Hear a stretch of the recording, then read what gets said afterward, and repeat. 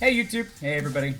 So today, me and Emor Electronics here, really good friend. He's actually like the math and the brains behind this whole operation. I'm just the controller and the eyes. We are going to be explaining to you guys a very simple and effective way of skipping having to look at the different symbols to see what your constant is on Attack of the Radioactive thing. Which, in essence, this right here can cut off a solid 10 minutes out of your runtime if you're trying to do the Easter egg, especially if you're doing this solo. If you're doing it co-op, you can impress your friends and all cool sorts of stuff. It makes this step super fucking easy, and you're not going to have to worry about anything about it. So, we're going to show you full gameplay footage of us being able to predict our constant without looking at a single number. So the only number we're going to look at is the triple T number. Other than that, we're not going to look at a single one of those like circles with a T underneath them. Whatever you guys want to call them. Now watch us get some triple T for like 24 or something. Oh my god. No, watch the triple T be like 37.6. This one time it's point something. Watch. Oh my god. And then our constant ends up coming out to like 3 or something. Oh my god, I would be done. Like this is the one game that it gives you an equation of it's like divided by the square root of pi plus t equals negative constant. Hey, I'd be able to figure that out. Like I know the quadratics and all that too. So. Oh my god, no, I'm done.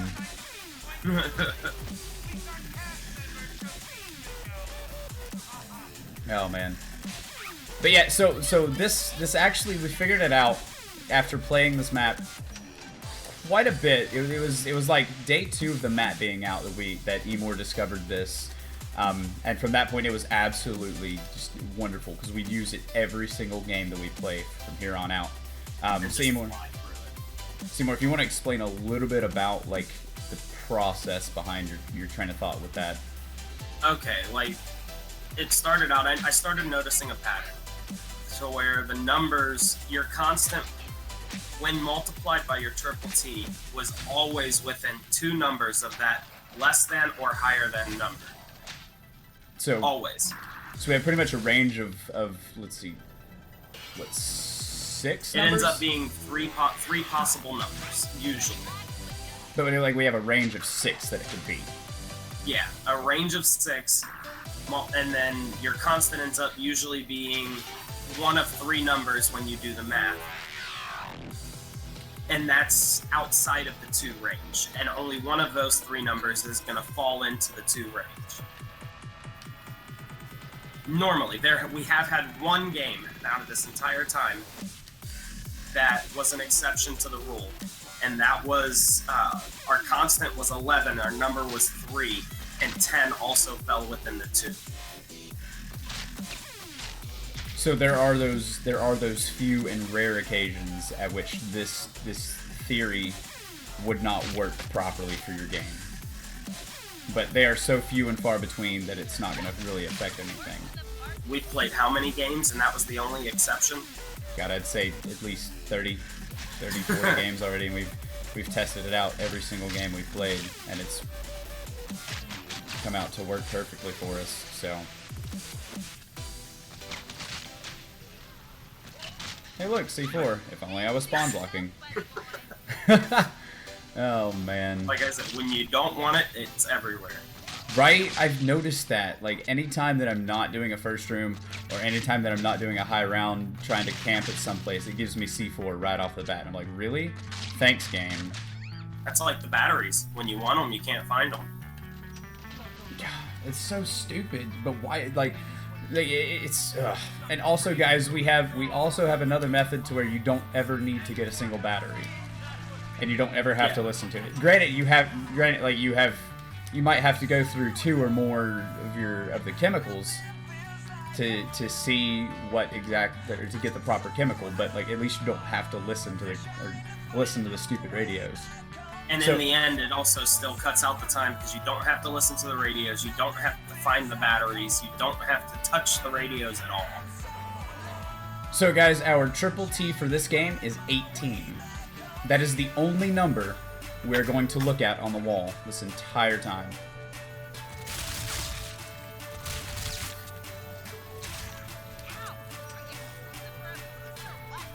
So the only numbers you ever have to look at are the triple T and your TV. That's it. And guys, for sake of point gathering, to make this a little bit quicker, I am going to use the TF-141 with scope dollars, which I actually highly recommend using this anyways, because it pays for, like, even if you only kill one zombie at a time with scope dollars up with this TF-141, you will earn all of your points back from purchasing the TF-141, and then some. Oh, yeah. See, that one shot, I just got 1,200 points. So that's all the money that I just spent to buy the TF-141 back, and then some. This is something that I use on Spaceland as well to get a lot of points early game. Which there is a Spaceland, which I do have an easy Spaceland Easter egg tutorial out there too, if you guys are still having issues with that as well. Spaceland, you use the M1 instead, right? Yeah. Spaceland, I use the M1 and just like I can get up to like 5 headshots with that, with one go. Watch you give me Krogs on round 5, I'd be so upset. Like, super upset. Oh, I believe it. I'd be upset too.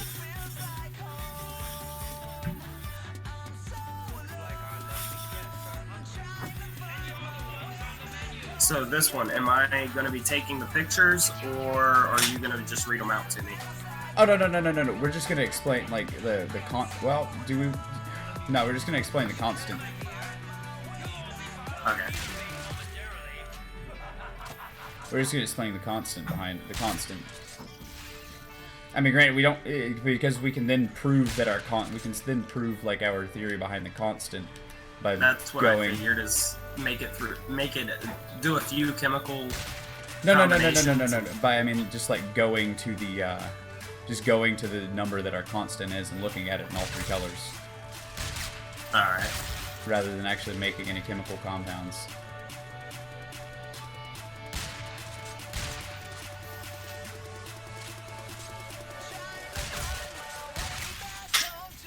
Yeah, because you can also splice in at the end more footage from our several last games to where we did it. Yeah, no, I will. No. We really wouldn't need to do that, in all honesty.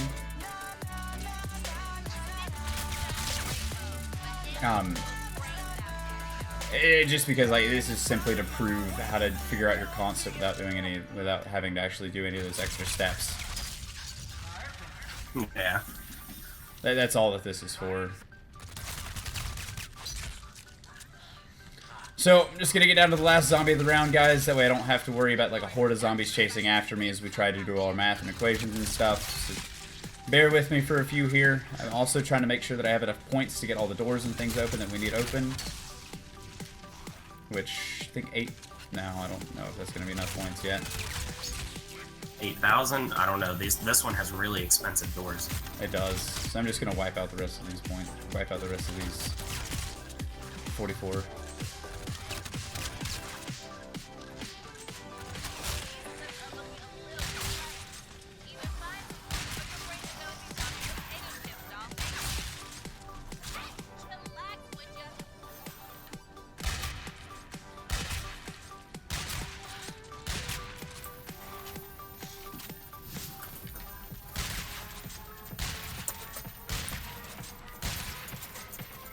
Alright, sweet. Last zombie.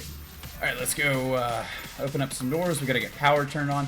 So you need to have power turned on and able to actually see the numbers on the TV and change the color. So we're gonna run, we're gonna grab the little lever thingy-majig, and also open up the rest of the doors that we're gonna need to open up to double check our constants. Alright. Just to simply prove to you guys that this method is very effective and does in fact work. And as everybody can see, we're not checking any of the reticle numbers around the map. It's all just unlocking the doors and that's it. I'm not going to look at a single reticle until we figured out what our constant is.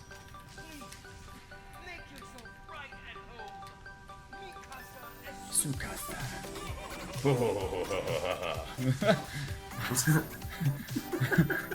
That was Talk about random. no, that was Willard Wyler. He's like, "Mi casa es su casa." It's funny as hell. I love the quotes that Wyler has on this map. So, what are your ideas and viewpoints on the possibility that he is the good guy? I still say no behind that. Yes, when you're doing this the skull hop step, he you activate the pictures and he provides a little shield for you so you can, not worry about the things getting away from you, but he traps your damn souls in these movies and puts you through living hell, and he wants you to die. And he constantly cracks about the characters being overweight and misfits and just detriments to society. Anyways, just a reminder, guys, 18 is our triple T number. Alright, so now... Yeah, no, he's not the good guy. He's the fucking bad guy. Alright, cool. So, less than 69 is blue. 69 to 71 is red. And greater than 71 is green. So I'm going to go ahead and pause here. So that way we can do our little math mumbo-jumbo. Or actually, Emor's going to do the math mumbo-jumbo. And Emor is going to predict our constant. What was the TV again? Oh. Less than 69 blue, 69 to 71 red, greater than 71 green. It's going to be 72 with a constant of 4, and it's going to be green. Okay. 72 with a constant of 4, and it's going to be green. Now, let's go look and see if 4 is in fact a number. Okay, to everybody that's wondering how we got that step, that's what this video is for. All I did was I took our triple T number of 18 and seen how many times it would go into that set of numbers. The 69, less than 69, it was less than 69, 69 to 71, and greater than 71. So pretty much you divided those numbers, so pretty much like the mean, the to middle. To see what a whole number would be, yeah. So we got... Because if you did 69 divided by 18, it came out to 4.3 something. Or 3.3 something. So it ended up being too low. And it ended up being a decimal. You don't want it to be that. So I went up to the next number and just multiplied 18 times 4. Came to 72. And 72 puts it well within that 2-number range, because it's going to be 2 numbers higher than 71 or 2 numbers less than 69. Or within that range. Yeah, or within that range. It's going to fall somewhere in that range. And normally, according to this rule, normally only one number will fall perfectly in that range. So far, we have had 15 as a number, we have had 9 as a number, and 2 as a number. And red just showed that 2 is not our constant. So let's look and see if we got a 4 right here. Would you look at that? 4. So now that we see a 4 right there, right? We have found the 4. Let's go ahead, go back over here. We're going to switch the color from red to blue. I think, is it blue next one, or is it green next one? Green's the second one, right? I don't even remember.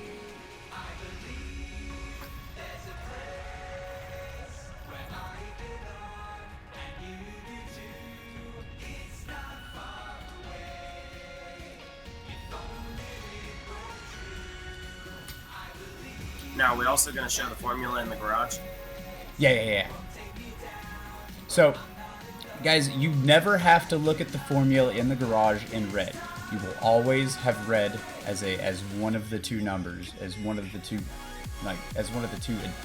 parts of that formula. So let's go ahead and change our color to green. Yeah, it's always going to fall to red and blue or red and green. It's never going to be blue and green. And I'll be honest, out of all the games we've played, I have never seen green and red. I have seen green and red. It's just blue and red is the most common on the generator, and I don't know why. I think they just made the odds of blue and red a lot higher. I have seen green and red, but it's not common.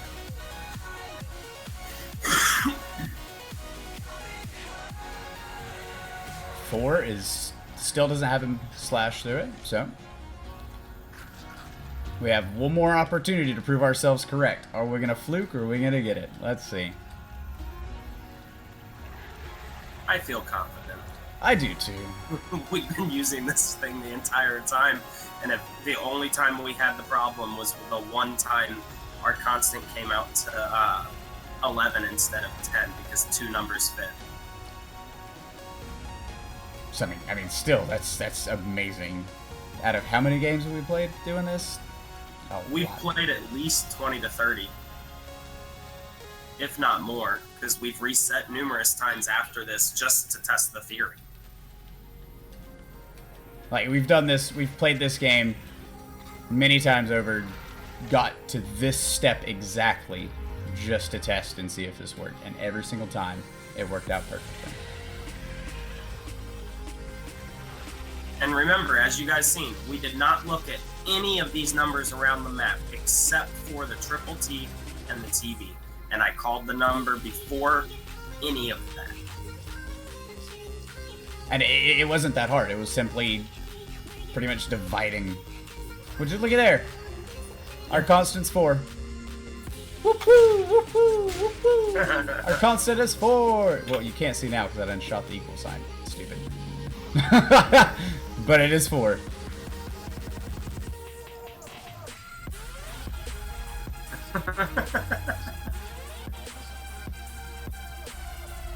No, would you look at there? Blue. I don't know. Blue. Anyways, guys, so yeah, that is pretty much this theory that, well, it's not really a theory. It's now like a proven fact, I guess. We have officially proven this to be fact because we have recorded it and put it on YouTube. And if it's on the internet, it's true. This is the easiest strategy there is. Nobody has figured this part out. Well, let me rephrase that. Nobody has came forward after that has figured this part out. There may be somebody out there that's figured this out also, but they haven't came forward with it to share. Woohoo! All right, so again, guys, just to rephrase a little bit, recap and rephrase and rehash and all that good stuff. All you need to do is look at your triple T, get power on, and look at the TV. Then, essentially, you're going to divide the numbers on the TV.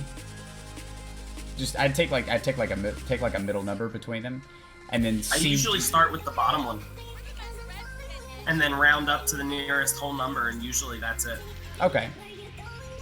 No, actually, yeah, that sounds a little bit better. So take the bottom number on the TV, divide that by your triple T, and then if it's not even, round up. Or if it's not like a decimal, or if it is a decimal, just round up.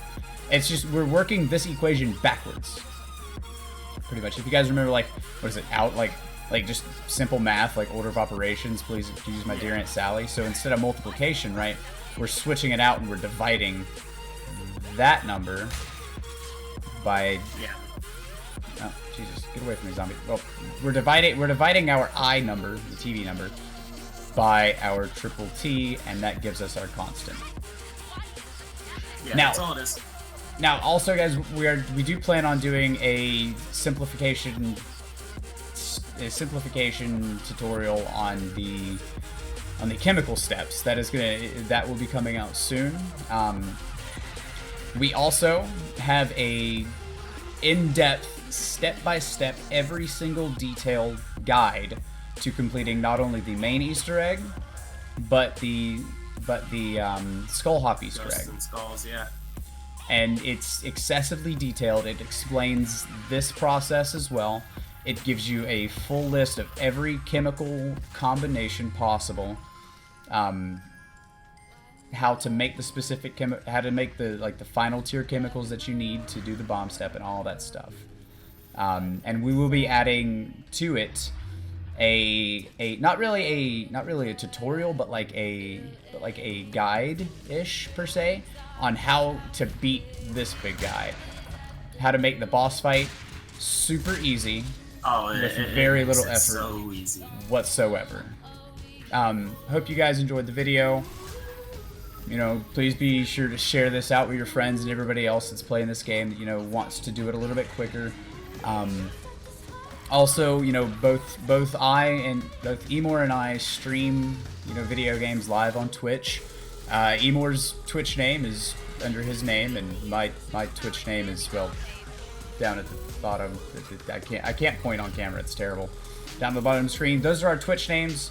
I stream daily. I do zombies all the time. I give out, you know, like tutorials and stuff for zombies on stream, and I help people get through Easter eggs and stuff like that.